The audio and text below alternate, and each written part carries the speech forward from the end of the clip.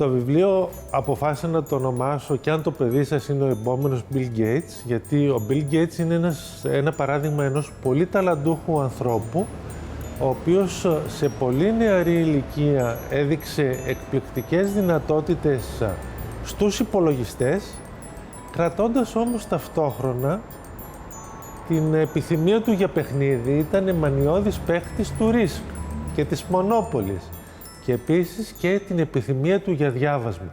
Σύμφωνα με μαρτυρίες, του άρεσε πάρα πολύ, διάβαζε εγκυκλοπαίδειες, διάβαζε πολλά βιβλία γενικών γνώσεων. Και για να κλείσουμε και με ένα αστείο, οι γονείς του ακόμη και όταν πέτυχε και είχε κάνει την πρώτη του εταιρεία, πάντα το όνειρό τους ήταν να γίνει ένας πετυχημένος δικηγόρος. Γράφοντας το βιβλίο, αυτό που μου έκανε πολύ εντύπωση είναι όταν ρωτώντας συμμαθητές και παιδιά φίλων τι τους ενοχλεί περισσότερο στο διαδίκτυο, αυτό που μου ανέφεραν όλοι ήταν ότι κάποιες φορές χάνουν τον έλεγχο. Δηλαδή, αναφερόντουσαν σε περιπτώσεις που μία εφαρμογή ανανεωνόταν αυτόματα χωρίς να ρωτήσουν, ή όταν κάποια διαφήμιση ήταν παραπλανητική και νόμιζαν ότι θα μπουν αλλού και τελικά βρισκόντουσαν αλλού.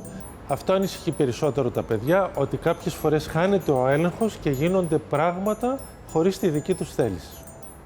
Δεν θεωρώ ότι κάποια σελίδα συγκεκριμένη λέει κάποια τεράστια αλήθεια. Όποιος το διαβάσει θα δει ότι μιλάμε για την καθημερινότητα, γιατί θεωρούμε ότι το διαδίκτυο πλέον είναι η καθημερινότητα όλων μας. Άρα το παιδί πρέπει να μάθει να το χρησιμοποιεί όπως το τηλέφωνο, όπως χρησιμοποιεί την τηλεόραση και όλα αυτά. Με περιορισμούς πάντα, οι οποίοι μπορεί να οφείλονται είτε στο κόστος χρήσης, είτε σε οτιδήποτε, και με μέτρο. Αυτό που προσπαθούμε να δώσουμε μέσα από το βιβλίο και την εμπειρία μας σαν γονείς είναι ότι το διαδίκτυο είναι η χαρά, είναι το παιχνίδι, είναι η εργασία μέσα από αυτό και είναι εν τέλει η καθημερινότητά μας.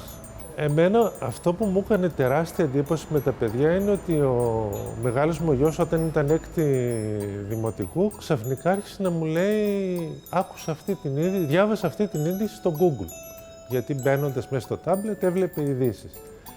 Και άρχισε να παρακολουθεί την καθημερινότητα μέσα από την πρόσβασή του στο τάμπλετ. Το άλλο που μου έκανε επίσης πολύ μεγάλη εντύπωση είναι η κοινωνικοποίηση των παιδιών μέσα από το διαδίκτυο. Μαζεύονται, δίνουν ραντεβού μεταξύ τους, συνομιλούν όταν πρέπει να παίξουν ομαδικά παιχνίδια, γιατί πολλά από τα παιχνίδια που παίζουν είναι ομαδικά. Επιζητούν παρέα, ψάχνουν να βρούνε τους φίλους τους για να μπορέσουν να παίξουν αυτά τα παιχνίδια πολύ μαζί, γιατί είναι παιχνίδια που όταν είναι κανένας μόνος του δεν μπορεί να κάνει σχεδόν τίποτα. Αυτό τι μας μαθαίνει και μας εισαγάγει πολύ εύκολα σε αυτό που αντιμετωπίζουμε όλοι μας. Στη δουλειά, σε ομάδα, στην ομαδική εργασία. Εγώ πιστεύω πλέον ότι τα παιδιά